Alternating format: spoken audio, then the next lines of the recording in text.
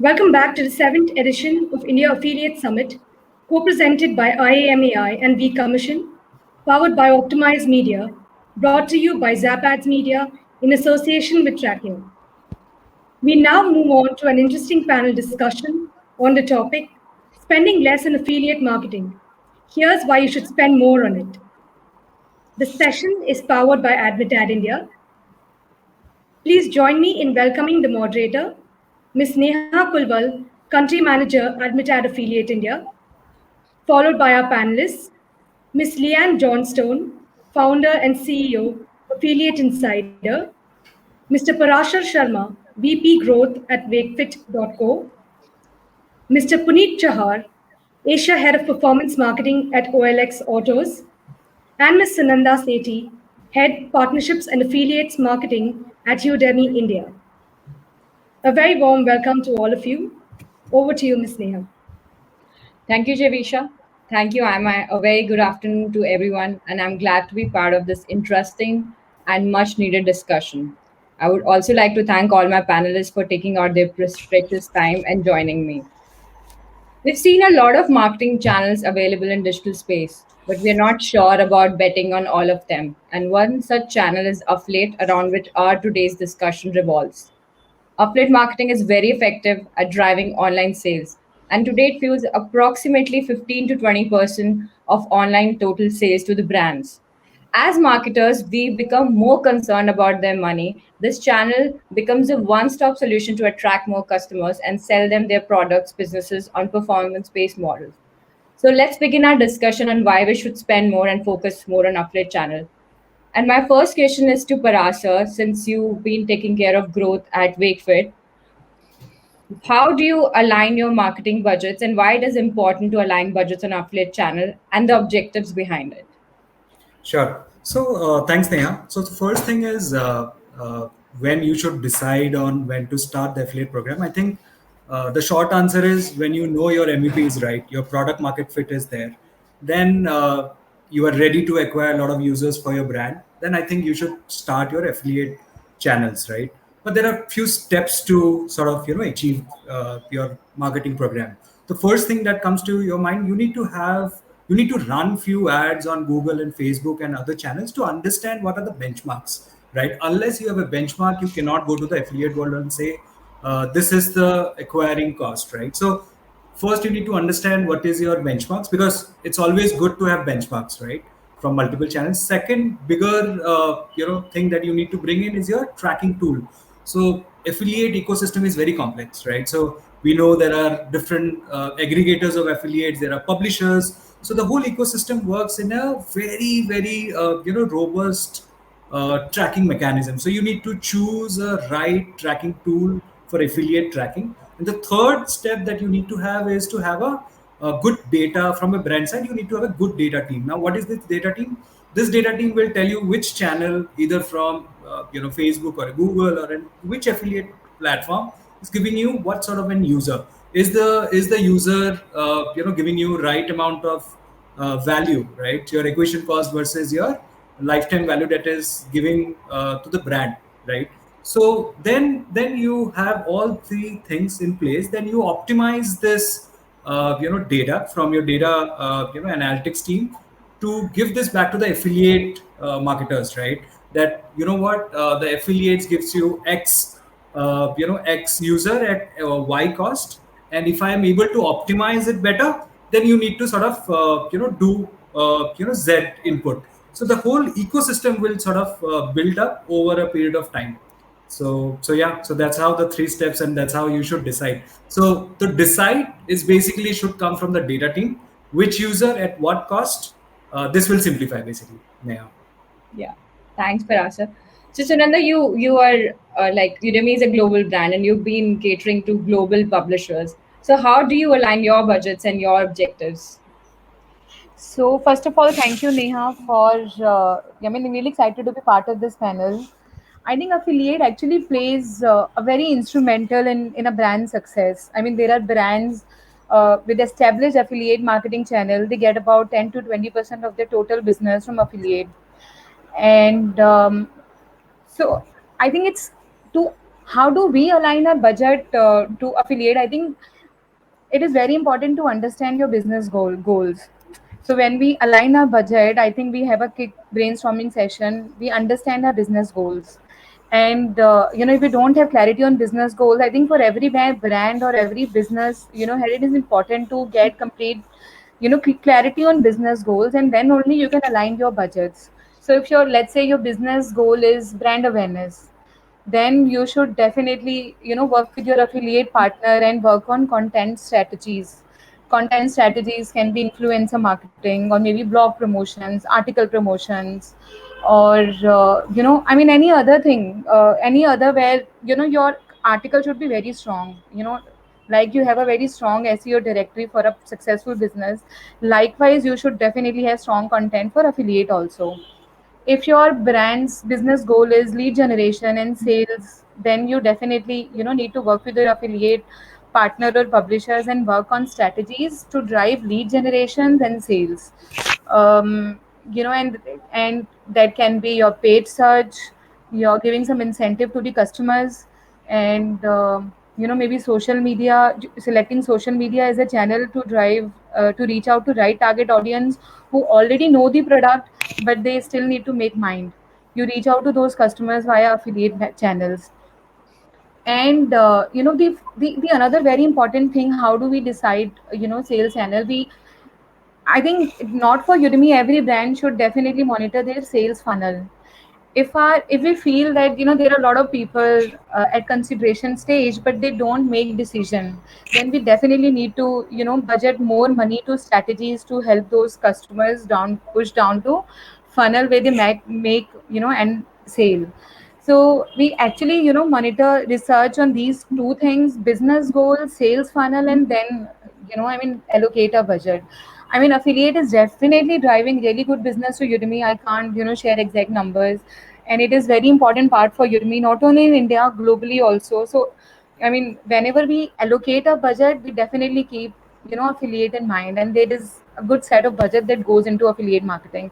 Then we definitely reach out to a network partner, publishers, and take their help also to understand if there is anything new that we should do as a brand to reach out to new set of customers, or there is anything that we are missing out on, should we do this? I mean, it is really important to have good collaboration between your partners, and strong understanding of your publishers and strong understanding of their consumer behavior also. So that is how we actually align our budgets. Yeah, rightly said.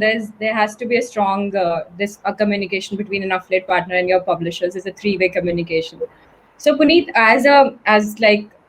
you work with so many e-com brands, and now you're working with OLX and heading performance marketing. How your marketing objectives are different than Parasar and Sunanda, because they are from education and e-com category.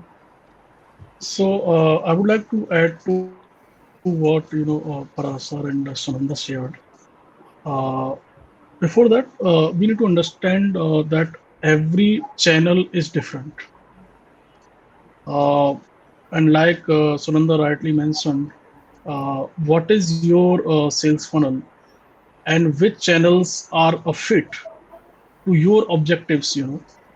Which stage of the funnel you want to drive, and then identify the channels which are fit for that specific objective.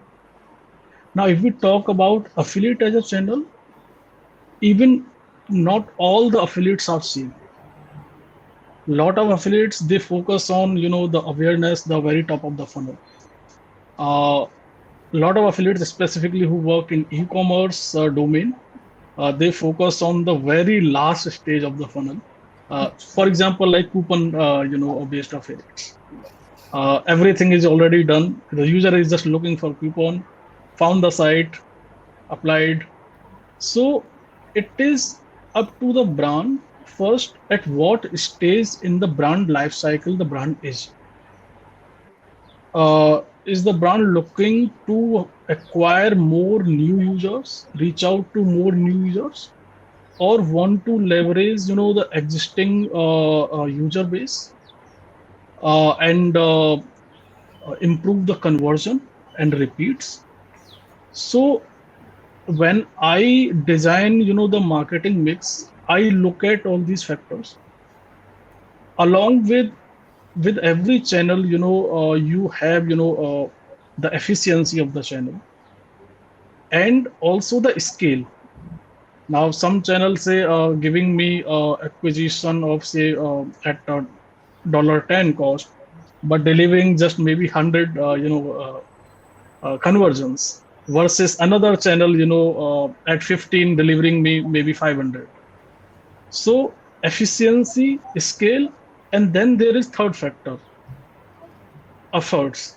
How much of your team efforts the channel will consume, and then accordingly you plan, okay, which channels I should start first basis all these three factors, and then which channels I should start later.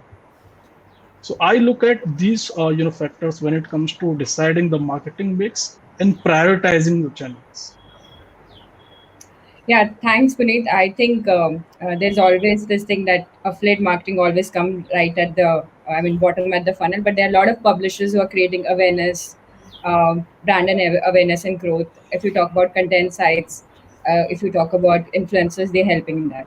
So my next question is to Lee because she's been writing about affiliate marketing. That how much time and cost involved in setting an affiliate channel? There's always a in-house affiliate management, or it should be outsourced. There's always a question. So I think for every marketer to start an affiliate channel, the cost and the time which is involved. So what do you think? How much Absolutely. time? I love that question. It's a question that I get asked often. So a lot of people, a lot of SMEs, small brands coming into this industry now that are needing to use performance marketing to augment their sales. There's a common misconception, which I wanted to kind of myth bust today, which is that it's not a turn on and see the sales flood in kind of program. And everybody's shaking their head. Affiliate marketing is something that you are investing in for the long term for your business. I mean, on average, I've been running affiliate programs for almost 2 decades now. Anything between kind of 3 and 9 months is the kind of build up startup phase of the investment part of actually getting your affiliate program running. It takes time to bed in relationships with partners. It takes time to understand where their traffic is coming from and how that traffic influences you.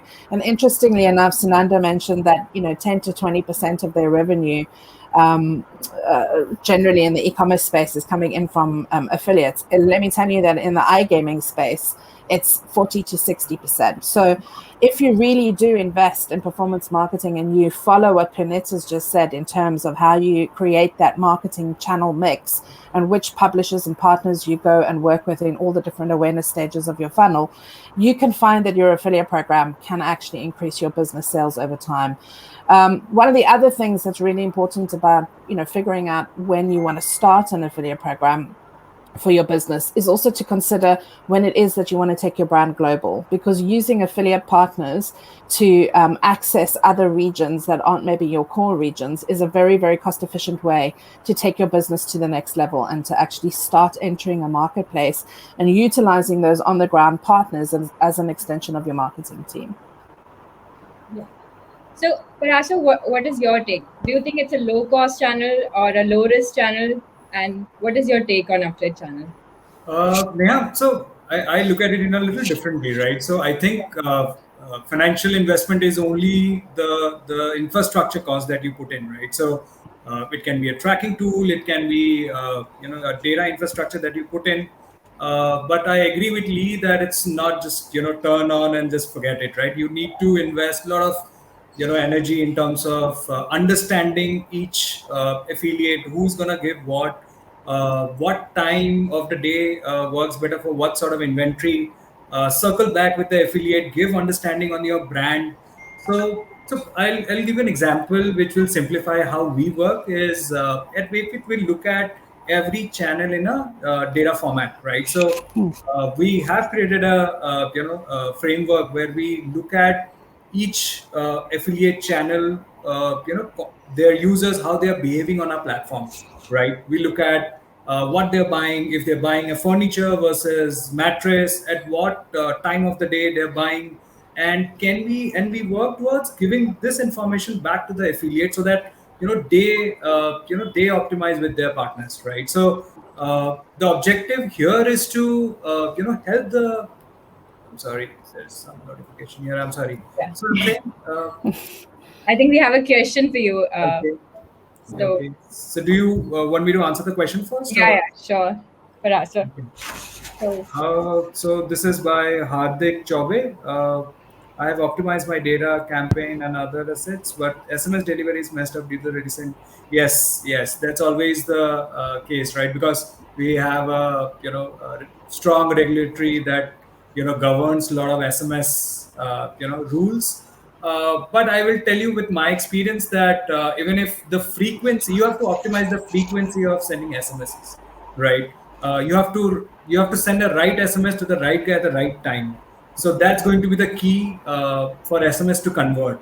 But traditionally, I have seen that SMS, it's an abuse channel. We all know, but we have seen that it still converts, but your frequency has to be very optimized, right? So yeah, so that's how it works. yeah.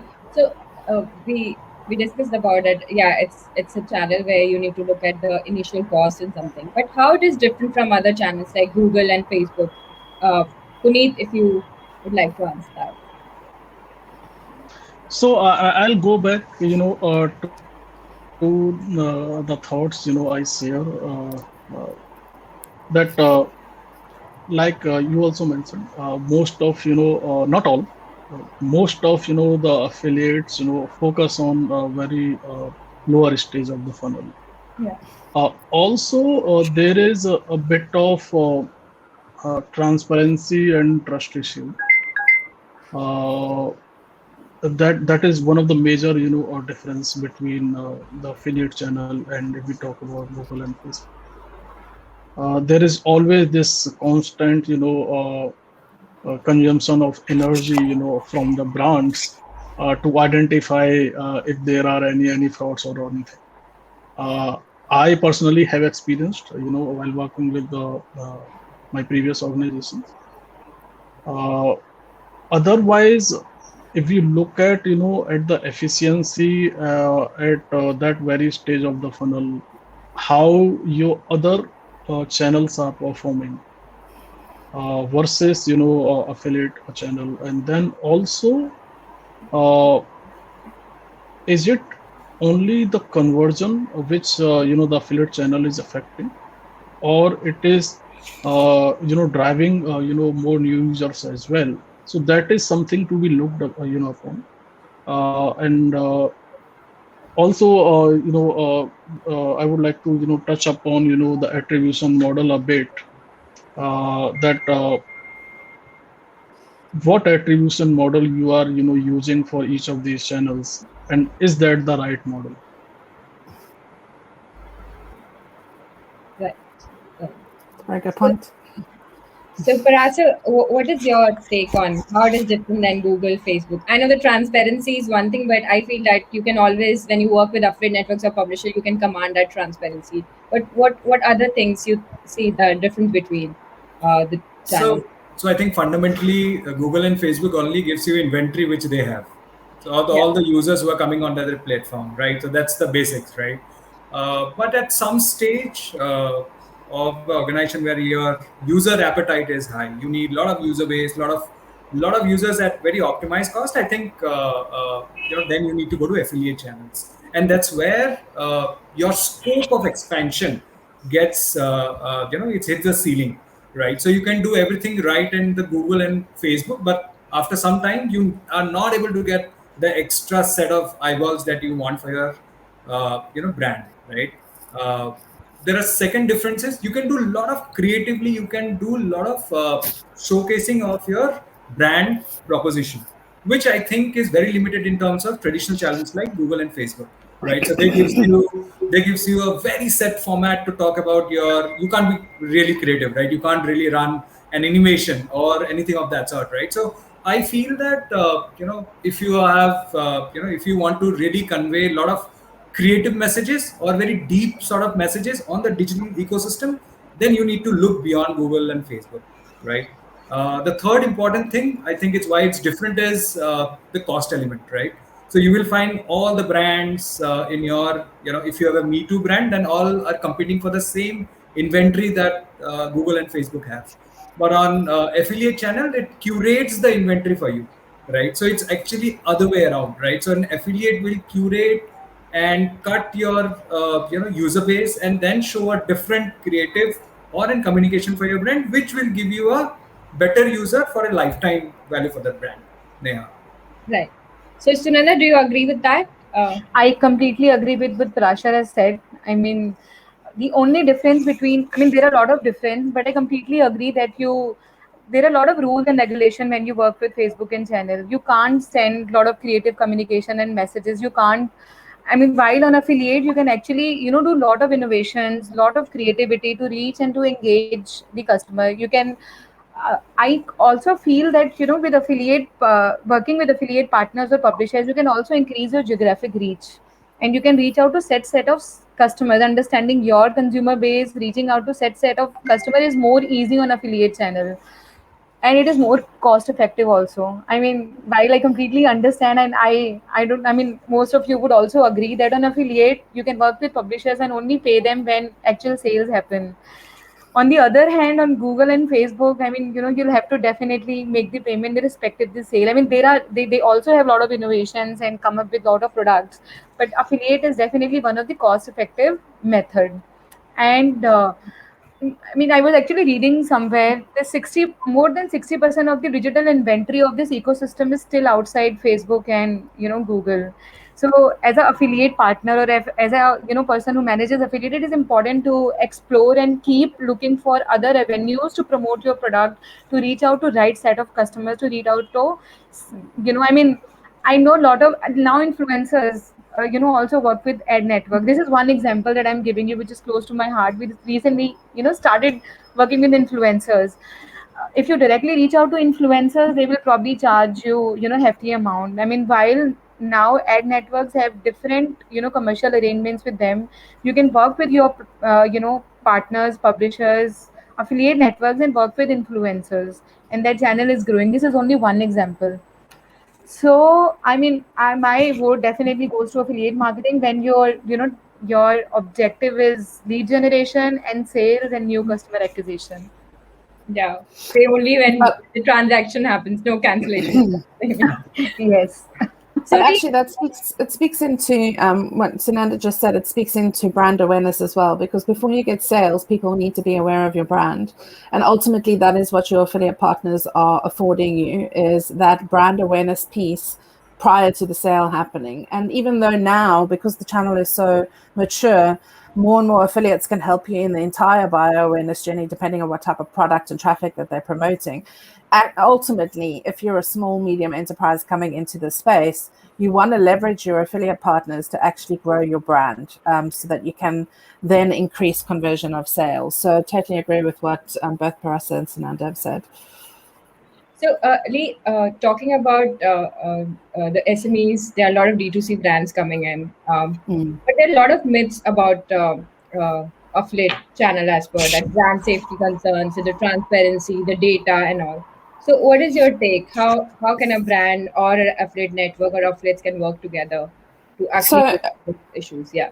absolutely. I mean, one of the key things now compared to 20 years ago when I first started in this industry is the fact that tracking solutions provide intelligent data.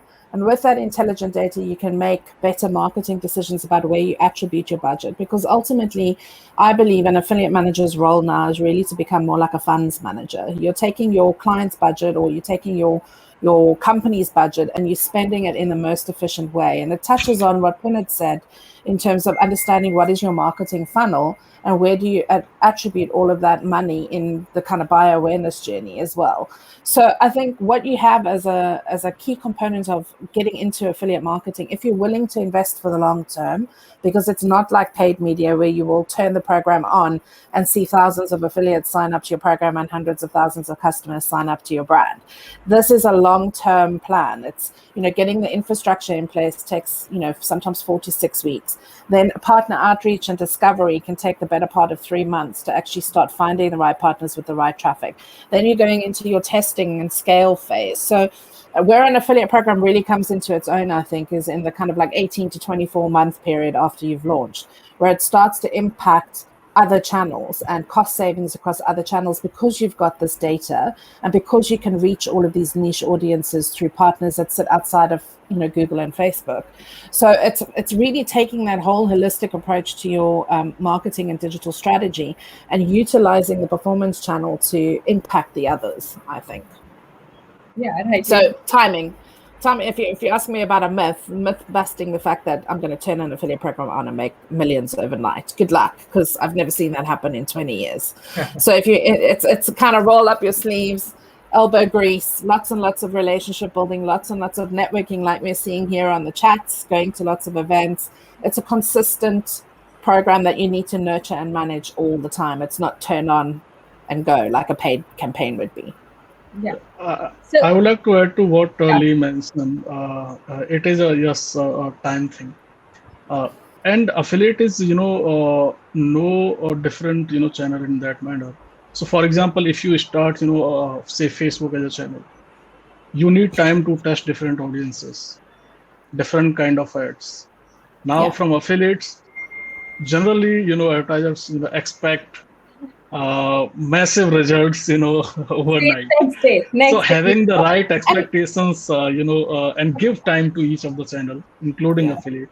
I think the cost of And the thing experimentation is, goes on the affiliate side rather than the brand side. Yeah. I think that means that. well, the other thing is there are strategies that you can put in place on your program to make that growth faster. So working with networks, for example, where you've got access to a pool of publishers on day one, that could be one of the business objectives that Sunanda spoke about in the beginning, in terms of understanding what are your business objectives in terms of how and why you're utilizing the performance channel in the first place, and then which partners are the right ones to actually work with you to bring you the customers that you're not reaching through your direct and paid channels. So I think, there definitely has to be a strategy behind launching an affiliate program. It's not just something that you do because everybody else is doing it. It needs to be planned and it needs to be actioned with, a clear strategy from month 1 to month 12. And a lot of the decision-making processes that you make at the beginning of starting an affiliate program actually impact where you're going to be in 3-5 years time.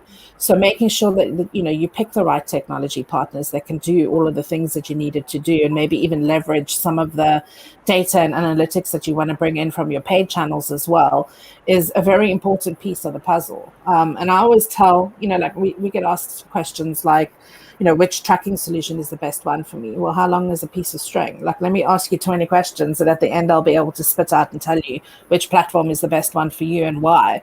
But that comes with time. It comes with years and years of working across multiple channels with multiple networks. Different verticals have different successes with different networks. One network is never the same as another, and that's another myth. It's like, well, if I'm working with Fee Commission, why do I need to work with Value Leaf? There's different publishers in each platform. There's different verticals of specialism in each platform. So really getting to grips with who your partners are and why you are working with them, and then mapping it back to that marketing funnel that Punit very kindly explained at the beginning, is really is like the right way to do performance marketing, I think. Yeah, rightly said. So, affiliate marketing does help in going across borders also. I think Sunanda can add the point there. Udemy being a global brand, how affiliate partnerships or networks help you to go across borders, and what was your strategy and to go beyond that? So I think reaching overseas audiences now, it's more easier than ever before. And customer overseas are also very comfortable making purchases from overseas e-commerce companies. I mean, we as a customer also now, started doing a lot of purchases from e-commerce companies based outside of India. I mean, though, so comfortable. I mean, consumer are comfortable, and as a company, you also do not need to set up, a physical office. So you work with. I mean, you carefully. I mean, the first step is to carefully monitor your website traffic. I mean, besides India, which country is giving you more traffic? Then do a little search about that company. Find out networks in India who have right publishers based out of that country, or publishers who have right set of customers in that country. I mean, do some research, work with networks, and that affiliate networks can help you connect with publishers who have publishers who are active and successful in those countries. then work with those influencers, these publishers, and work on affiliate marketing strategy, right? Send right communication. I mean, as a company, you do not need to maybe reach out to companies where there is a language barrier. To start with, reach out to companies where I mean, the language is still language consumer actually understands it, or English speaking countries. Reach out to companies and start your business. I believe that by working with affiliate network, and it's been my experience also, it is now easy to reach out to consumers overseas. And in India also, I mean, we work with affiliate networks, we work with publishers who have, great reach in countries like APEC countries like Malaysia, Singapore, European countries also. So whenever we allocate a budget, or when there is, a sale coming up, we'll definitely reach out to those, publishers, and make sure that we have some campaigns running in those countries also. Yeah, I think as a global affiliate network, we have seen so many Indian clients going cross borders, and so many cross border clients coming to India to actually start affiliate campaign. And it's easy. I mean, it's a very low cost and effective model to start your affiliate program across borders and test whether that product can be easily sell there. So, my next question is to you, Parasar. How do you think an affiliate? Uh, I think there are different source traffic sources. One is content sites, influencers, coupon, cashback, and how it can help you to reach a right ROI, because every inventory works in a different way. Sure. So I think this is the stage two problem when you start an affiliate program and then you have to understand, is it effective enough, right? I think every brand sort of goes through this stage. So how we have structured this is, again, I have done this in my last organizations also. So there is a formula that we have cracked. Now how that formula works is, so you need to merge your affiliate data with your transaction data. Now, this is in the context of e-commerce where there is an online transaction happening, right? You need to look at every sort of affiliate data or any sort of channel that you are acquiring, paid channels, of course, need to talk with your transaction data. And then we create a layer of scientific understanding on that data, that if a user is coming from X channel versus Y channel, what is that user doing on your platform? So imagine, I don't know how many people are familiar with RFM. So imagine using RFM score to evaluate your users from affiliate channel. We actually do that, right? So we understand, okay, if that user is coming, so you can use RFM to promote your other products as per their understanding of the customer, but you can use RFM to understand the user from each channel and then look at things in a retrospective. If a user from X channel is coming from to your platform and doing X activity, and this can be mapped in an RFM score, that nothing like it. That's like a test that, okay, this users from this channel is doing better. So your attribution becomes much easier, right? You know where to spend more, right? You know that there is no duplicacy of user claim by each of the channel, because you have looked at user level and then the user's behavior on the platform through a RFM model, right? So yeah, so that's how we sort of able to solve to some extent in terms of understanding the user activity on our platform by understanding which channel giving what RFM scores for us. Right. Uh, Before I move to Punit for the same view, there's a question from LD Sharma. He's the managing director for Optimize, and it is a very good question.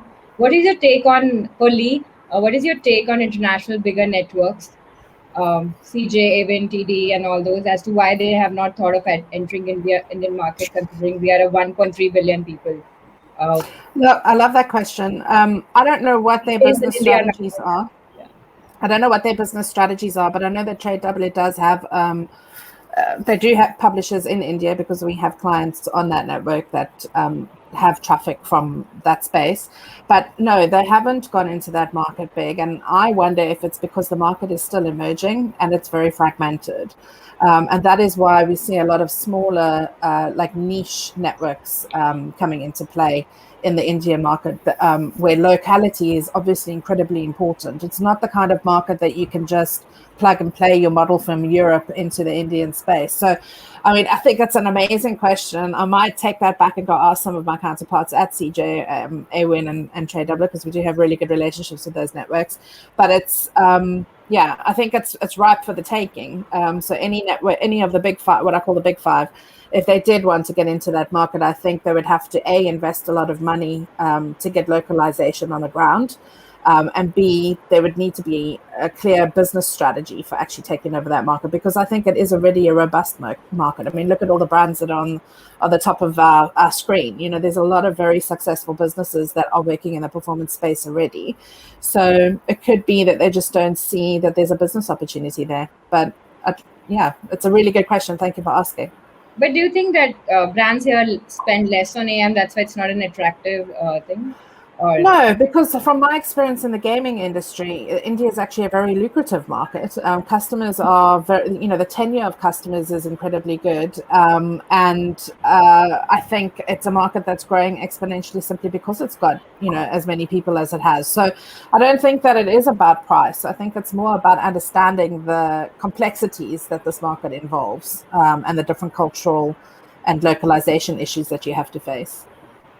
yeah, I would like to differ a little bit here, in the sense that I've seen that there have been a lot of cross-border clients as a global network. We have seen that traction from last, Absolutely. especially after this COVID situation. There's a big impact on new user transacting customers coming online. So I think it has given a good push to digital marketing in India, where there are a lot of people coming online, buying online, and the behavior has totally changed. And now there are a lot of brands, be it from APAC market or Europe market or from the US market, is reaching out to us for actually setting up their cross-border campaigns, and they need that tie-up with the local networks. So I think 100%. I mean, that traction has started coming, and then that COVID thing has given a right push to Indian market, okay, to all the tier 2, tier 3 people. Parasar, you would agree that you must have seen that growth in transactions. Yeah, absolutely, absolutely. So I will share one thought. So when we started our furniture category, I mean home solutions category, we in fact launched our factories during COVID, right? So right after the lockdown, we thought this is the right time to go to go to the markets which are mostly tier 3 and tier 4 cities, where the retail is completely gone, right? There people are not going outside to buy our products. Then we suddenly saw a lot of surge in online demand for furniture. That's when we started our factories, and we actually seeing a lot of traction.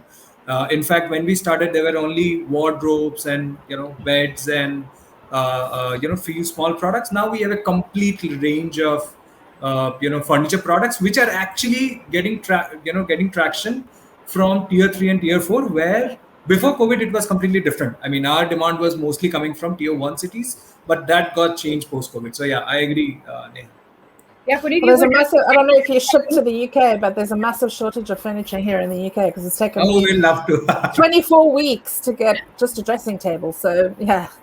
Yeah, I think we have a lot of scope to venture. I think affiliate partners can help us reach there. Yeah. Just trying to be contextual. We are selling cars online. Punit, your take there. So I do agree, on these thoughts, but a slightly a different thought. One is obviously India is an emerging market, and if you look at the maturity, both from the brand as well as from the publisher side, there is still a long road to go. Another is like from brand perspective, it makes sense to have a managed network against like a network like CJ, where you need to manage it yourself. It requires a lot of efforts versus how much you can scale.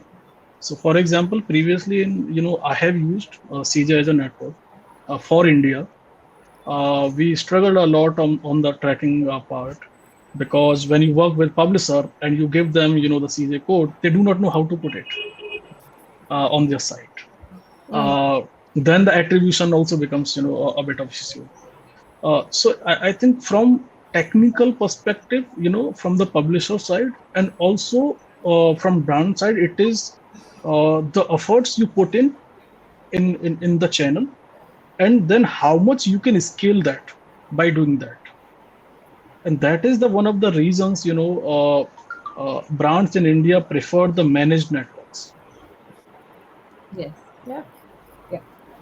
So I think another thing is that the tracking, that there are a lot of issues we have seen with tracking and choosing the right tracking platform.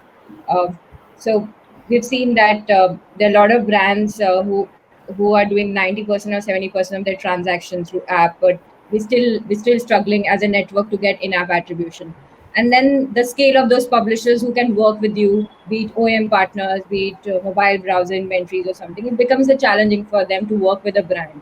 So I think as a brand, I think you would all agree that we need to look at that the right attribution model, the tracking, the transparency with publishers in terms of attribution. That really helps us to scale the uh, affiliate channel.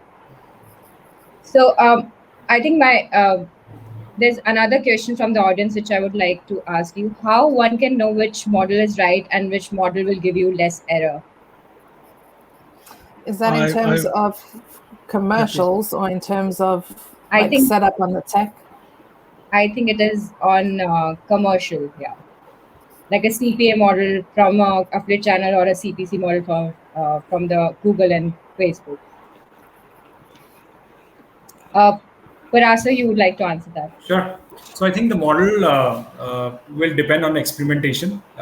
When I started talking about it, I think I said that there is only one model in Facebook and Google, right? Which is you pay money and then they will tell you what you can optimize the campaign, but they will give you an user at X cost. If you're good enough in optimizing, you will get it maybe 0.8x or whatever, right? Uh, but on affiliate model, you will find different sets of affiliates who gives you different inventory and drive different business objectives, right? You need to choose a way. I think everybody spoke about it. That what is your core problem? What is your business objective, right? What is your problem that you are solving? Either you are solving a traffic problem or down the funnel conversion problem. So you need to look at each publisher and then experiment with them, right? So of course there's going to be a lot of networking, like Lee said, a lot of networking, a lot of negotiations, but you need to experiment. I think the first stage is not right or wrong. The first stage is to experiment, because an affiliate will look at ECPMs, right? What is the money per thousand impression he's earning, and your objective is what is the user equation, what is your CAC. So you need to find a common ground by experimenting from both sides, right? The good thing happens is the cost of experimentation goes in affiliate side, right? Like we all agree that on Google and Facebook you can't experiment much. You have to pay, and then there is a model. If you're good enough to optimize, you will get an user at X cost. But the point is, with affiliate, you have to experiment at CPM, CPC, CP. You have to experiment everything, then find out a right way that which model works for both the parties, and that's where you're gonna go long with the affiliate partners. I think the other thing to also think about is what are your cost margins, because that will dictate your pricing model with affiliates too. Obviously in gaming, tenure of clients is really long, so revenue share model is the predominant model there with top ups for tenancies. But then in e-commerce, we have percentage of sale or a CPA. So it really depends on what you're selling and what the price point is, and how that tracks back to how an affiliate can afford to drive traffic to your business as well. Right. Sunanda, since you come from an education brand, so you've seen that there are coupon sites, cashback site, content site, influencers. So how for you the different traffic sources can help you to reach your ROI? Because I'm sure for an e-com brand, it probably a cashback site or coupon site, loyalty partners, uh, and for you it could be different. So what is your different traffic sources and how it has helped you to reach that ROI? Sure. So I think, Neha, it is very subjective brand to brand. If I talk about affiliate ecosystem, the traffic that comes from cashback sites, coupon sites, or reward site, it is more on. So people actually go to cashback and coupon sites. They already have made up a mind that they want to buy a course, but they're only looking for discounts and coupons. So you get a lot of existing or repeat customers from these sites. Whereas traffic from content sites like or like Geeks God or Geeks for Geeks, Analytics India, or blog site, article sites, people, if you're publishing something about your brand and if their backlinks also, suppose somebody is reading about Python or Java, I mean, that person does not know which platform that person need to go to take up that course.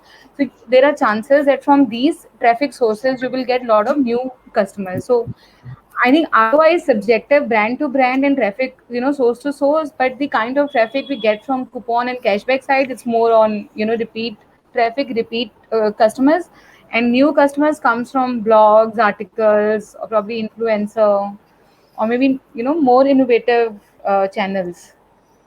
Yeah, I've seen that concern. So, Lee, what is your take? Because I know that though we get repeat customers, but there are multiple transactions which you get. So, the lifetime value of the customer do increases through those cashback coupon and loyalty partners. So, what is your take on that? I mean, I think that they have a very good place in affiliate programs, but they need to be used as part of that funnel. That they have their place in that buyer awareness journey, and you need to be working with the right ones in the right funnels and in the right verticals. So it's not, I don't think it's sustainable to build an affiliate program just with coupon and cashback and voucher code sites, but they definitely play a role in terms of either expanding your reach into global regions. So we work with a lot of the big cashback sites, even in gaming, to help leverage brand growth in new regions because they've got the database of audience already captive. But then there's also other ways to work with them in terms of like timed offers or promotional campaigns during seasonality. So I think you can't discount any type of partner in your affiliate program. You need to be working with all of them, just like Parasar said. And just figuring out where is that metric and what is the price point that works for them. I think Javisha is here. Our time is about to get over. So I'll just summarize that affiliate marketing do allow companies to effectively market a product with a low budget, low effort and time, and to go across borders. I think it is a well-contained risk level while guaranteeing a very high return on your investment and increase in brand awareness and growth. Not just e-com, but BFSI sector, online gaming, online services, education, automobile, real estate are paying attention to affiliate marketing more than ever, and they are increasing their spends. And uh, thank you so much, everyone. Thank you. Thank you. Thank you for Thank having you, us. everyone. Yeah, Thank you, thank everyone. you. Thanks so much, Ms. Neha, and all of you, dear panelists, for such an engaging discussion.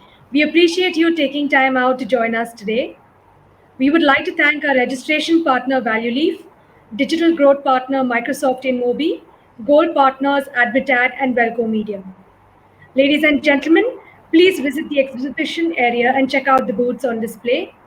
We'll be back in 10 minutes with our next session. Stay tuned. Thank you. Thank Thank you. you. Bye bye. Thanks, everyone. Bye. Thank you.